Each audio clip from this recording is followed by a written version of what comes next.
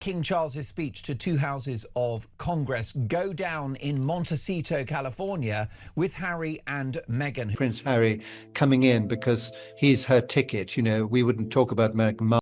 According to multiple palace insiders, Meghan Markle quietly constructed an elaborate network of offshore shell companies, funneled payments through the Virgin Islands and Delaware, and then placed every single asset she accumulated under the names of her two children, leaving Prince Harry holding absolutely nothing but legal liability. And the person who uncovered all of it was not a journalist, not a whistleblower, but a senior Crown auditor named Margaret Hartley, who has been meticulously tracking royal finances for nearly 20 years. Princess Anne has just done something no senior royal has done in modern history. She didn't leak to the press. She didn't issue a carefully worded statement through a spokesperson.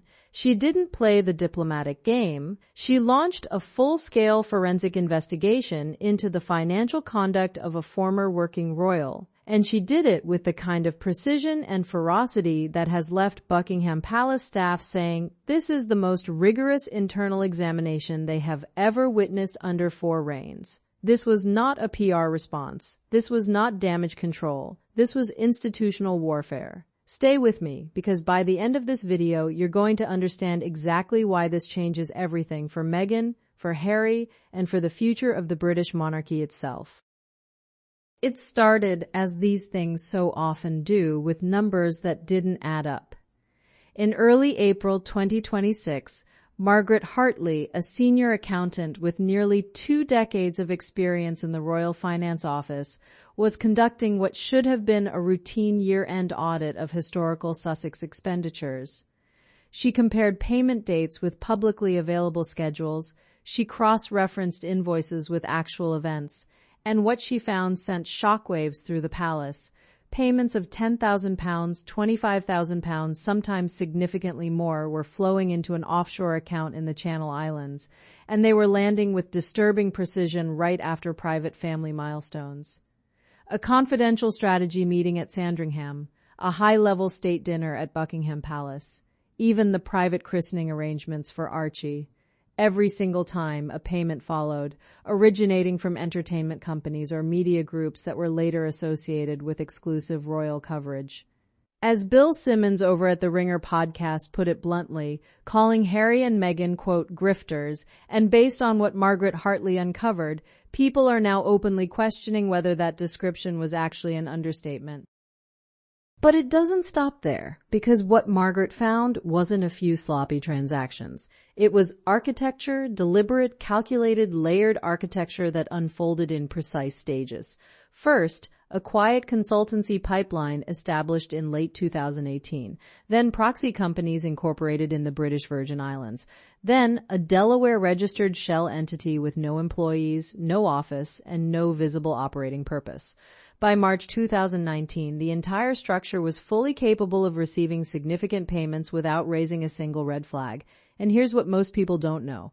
The offshore banking itself wasn't the crime. Offshore accounts are legal. The problem was the timing, the volume, and the correlation. Margaret Hartley built a timeline that she presented to senior advisors, and it showed that these payments repeatedly coincided with private royal events that only someone inside the family would have known about. The conclusion, according to palace officials, was unavoidable. Information was leaking from inside the royal household, and someone was being paid for it. One particularly devastating trail involved a Los Angeles media firm whose payment history aligned precisely with internal royal scheduling sessions. In one documented case, a briefing conducted at Clarence House regarding planned Commonwealth tours appeared, mirrored with uncanny specificity, in a tabloid report just days later. Margaret's forensic analysis concluded that the timing indicates premeditated release of sensitive operational information rather than coincidental reporting. Princess Anne's reaction when she saw that timeline was described by staff as controlled fury. And Prince William, upon reviewing the same documents, reportedly sat in silence for nearly a full minute before closing the folder and stating simply, "This ends here." But that's not even the worst part.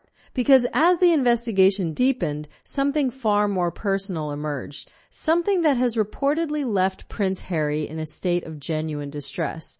According to palace insiders, Meghan's corporate interests, her investments, and even her California-based production equity have been legally held in the names of Archie and Lilibet since 2019.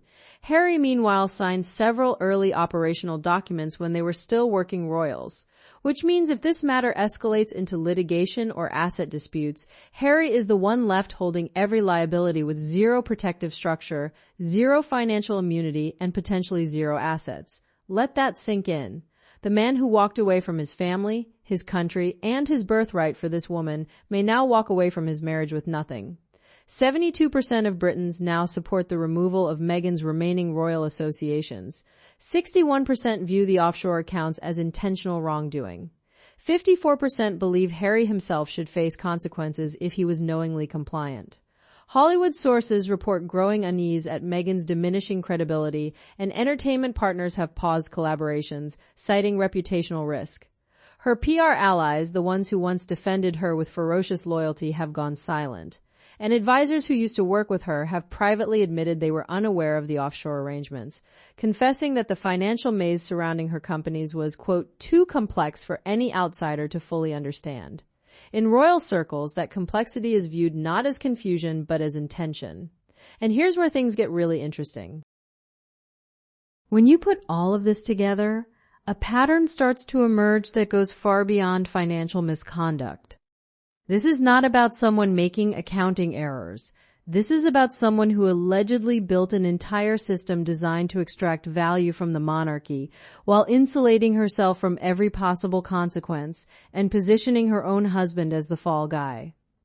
Palace advisors have drawn comparisons to the Camilla controversies of the 1990s, but everyone who examines the two situations side by side reaches the same conclusion. The contrast is not merely sharp, it is overwhelming.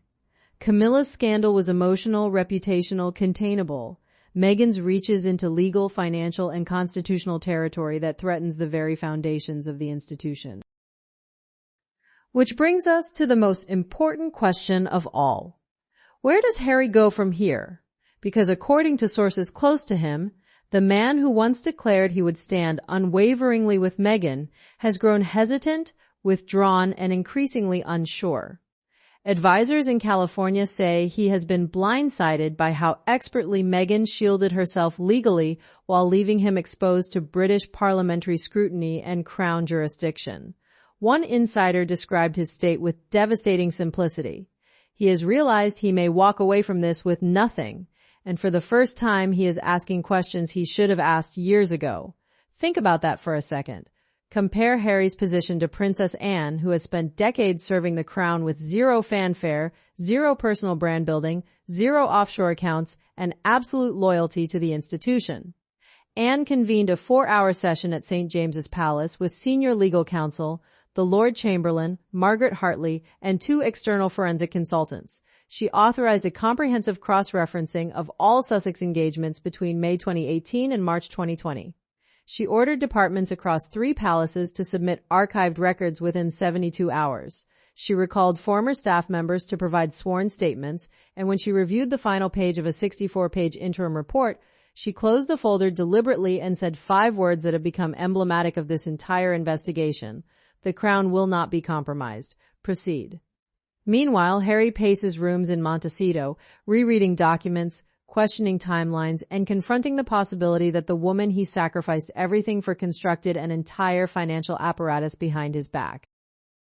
We are watching what palace historians are already calling the most consequential royal scandal since the 1990s unfold in real time. King Charles has approved the preparation of a formal institutional report summarizing the investigation's findings, described by insiders as devastating in clarity and irrefutable in detail. Princess Anne has authorized direct communications to senior Commonwealth representatives, reaffirming the Crown's commitment to transparency, and legal avenues remain open should the Crown determine that Meghan's breaches rise to the level of parliamentary concern. The investigation phase may have concluded, but the consequences are only beginning. Meghan Markle stands isolated, her defenses eroding by the hour. Harry remains suspended between loyalty and survival, and Princess Anne, quiet, relentless, immovable, has redefined what royal accountability looks like in the modern age.